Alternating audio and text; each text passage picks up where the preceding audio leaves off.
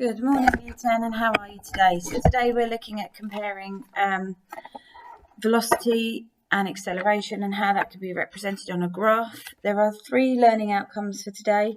First of all, making a comparison between speed and velocity. And secondly, calculate the acceleration of an object. And thirdly, explaining the difference between acceleration and deceleration. All quite simple terms. There will be a spelling test for today as part of the activity. So just to give you a bit of a break from Sam Learning, I'm trying not to keep giving you too much, but I would appreciate you doing that. Okay, let's move. Oh, sorry, apologies. So if you didn't do it yesterday, can you please do the rag sheet for this activity? Red, amber, green. Okay. The following statements. I will attach this again to today's lesson just so that you've got it for me, all right?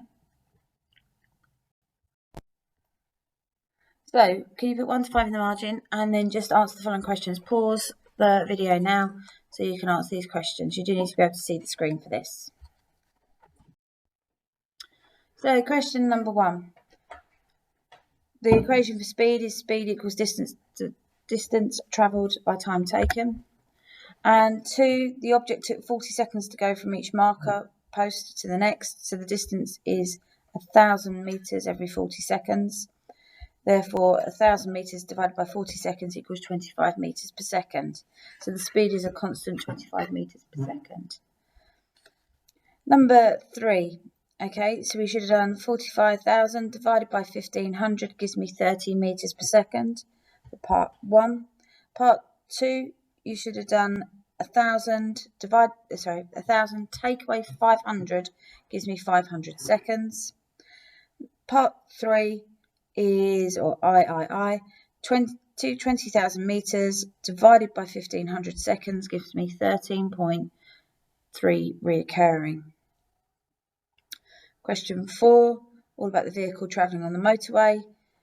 So we needed to do 1,800 metres divided by 60 gives me 30 metres per second. Part B, how far would it travel if it travelled at speed for 30 seconds? So you do 30 times 30 gives you 900. And part C, 330 metres divided by 30 gives me 11 metres per second. Last question, all about the car again, travelling on a motorway. 21 metres per second times 360 gives me 7,560 metres travelled by the coach, and therefore the speed is equal to 7,560 divided by 420 gives me 18 metres per second. Okay, when you're doing these, if you get a crazily big number, you've probably got it wrong. So think about this. There is an element of common sense here.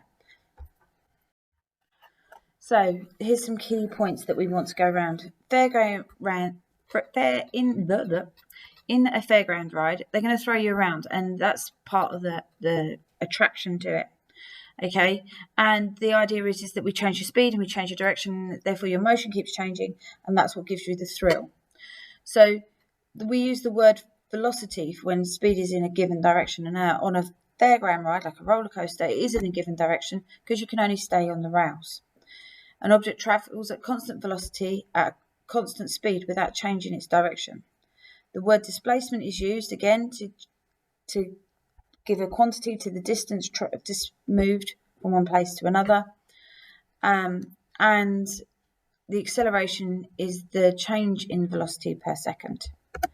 So velocity and displacement are vector quantities because they have magnitude and direction, whereas speed is a scalar quantity because it only has magnitude. I know that I keep harping on about this, but it does keep coming up, and we do need to make sure that we've fully mastered it. So comparing speed and velocity. So this might be a good slide to copy down if you're not making notes. Speed tells us how fast an object's moving, whereas velocity tells you both the speed and the direction of an object. Speed is a scalar quantity, velocity is vector. The unit is meters per second or kilometers per hour, and the gradient of a line of distance time graph represents speed. The gradient of a velocity time graph represents acceleration. Okay, so there is often comparisons that they're asking you to draw between each slide, each each quantity, sorry, not slide. So let's move on to acceleration. Okay. So acceleration is the change in velocity. Okay. So if I was just casually walking down the corridor and taking my time, and then somebody said, "Oh, quick, come to the prep room. There's a telephone call for you," I would then speed up and my velocity would change. The speed at which I'm walking would change. Okay. And we call that change in speed acceleration. Again, we have an equation triangle for this. Do like an equation triangle, as you know. And here we've got a Bugatti Veyron, and I'm not even sure I've said that right, but I'm not a car person. And it can do from 0 to 1600 meters a second in 25.9 seconds. So therefore, we need to think about its acceleration. It starts at 0, it moves up to 1609. So we do 0 minus 1609 divided by 25.9. Okay, we're going to give you some more practice on that. Okay, so let's look at velocity time graphs. So we need to describe what is happening as a group. This is quite difficult, however, let's consider the first line. So this upwards line, okay, what is it representing? Then secondly, a nice plateau or a horizontal line, or as President Trump would say, a flattening line. Number 3, an upwards line. I feel like I'm describing this in Trumpisms, but it is going up. And number 4, a downward line. Just pause the slide now. Think of the 4 answers that would explain the motion of the vehicle or object travelling with this graph.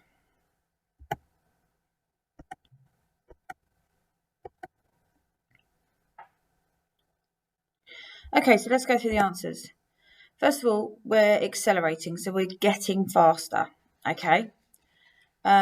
Number 2, we are moving at a constant speed. Now, this is very different to the distance time graphs we used yesterday, where the plateau or the flattening of the line indicated that the object was stationary, and this often causes a lot of confusion. So velocity time graphs, the flat line means constant speed. It doesn't mean that it's not moving. Then number 3, we also have acceleration. If you're on the higher tier, you would need to be, and they ask you to compare these section 1 and section 3. They would expect it reinforced with numbers and to explain the difference in the acceleration between the two values. And lastly, number 4, the downward line is deceleration.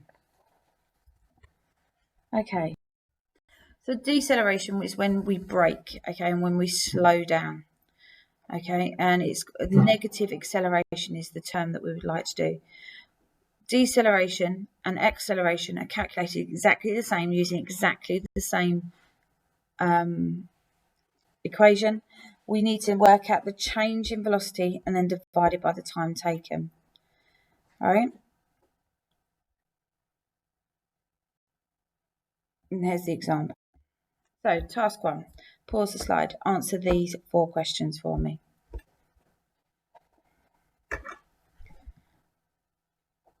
Okay. So number 1, we've got 40 meters per second. So number 2, acceleration from 20 to 30 is 2 meters per second. Number 3, what is the deceleration from 30 meters per second to 50 meters per second? It is 3 meters per second. And lastly, how far did the object travel altogether? Okay, and that's 120 meters. Task 2, pause the slide, have a go at these 7 questions for me. You do need to make sure that you have got a calculator for this.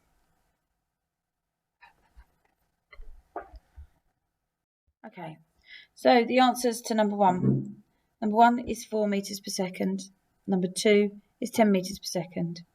Number 3, 0.2 meters per second. Number 4, 6 meters per second and 5 seconds, because there's 2 parts to that one. Number 5, car B accelerates at 3.75 meters per second. Okay, and Ooh. And number 6, 1.6, 3.2, 6.4, 4.8, all meters per second. And lastly, number 7, 21 seconds. Right, so you're going to copy and complete this table. Again, pause the slide. We're just needing to ensure that you've got those equations under your belt and that you've held on to them and you can apply them. Pause the slide, copy out the table and complete it.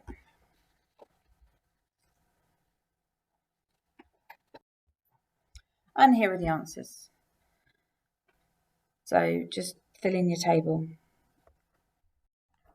So lastly, just to go over it, we just need to remember that velocity is speed in a given direction.